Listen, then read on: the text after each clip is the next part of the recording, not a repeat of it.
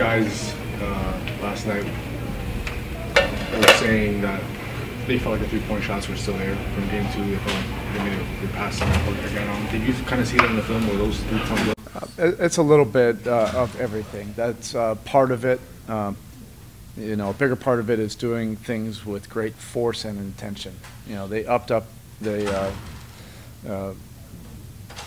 pressure, their physicality, knocked us off our actions, distorted screens, kind of blew up some of our dribble handoffs or pick and rolls when it was tactical. And then some of our intentionality was not as sharp as it needs to be against a good defense. And yes, you know, part of that will be, you know, taking advantage of open shots, you know, when you get them. But it all works kind of on a common theme of doing things with force and intention, both ends of the court, really. Is there any expectation or chance of Terry playing in this series? I don't know. I don't. The outlook is still the same. He's day to day. When it changes, I'll let you know. So I know it's about more than just whatever scheme you're running, but their numbers against the zone have been pretty good. And yeah. Reading it. What's been the challenge against them? Well, they have firepower. I think it's similar whether it's man or zone. It's not about the scheme. It's about, you know, you have to cover ground. You have guys that can break you down off the dribble. They can bring a second defender no matter the scheme. And then you have to do things with great effort and intention. But they've definitely been able to get to their sweet spots, you know, in the zone. I talked all year about, you know, the team having to do the tough things, and that was kind of the theme after yesterday's game 2. When you guys go over it, is there anything that you point out to hope that that's right there from the jump for the next game? It's a matter of us collectively doing it. This is what the playoffs are about. You have so many different emotions.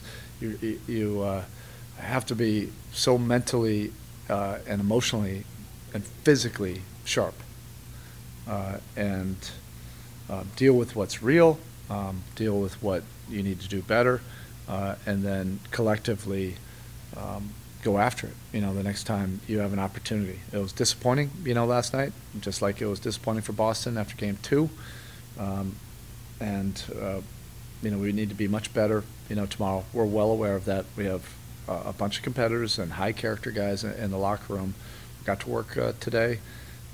We'll work again in the shoot around and work to be better tomorrow night.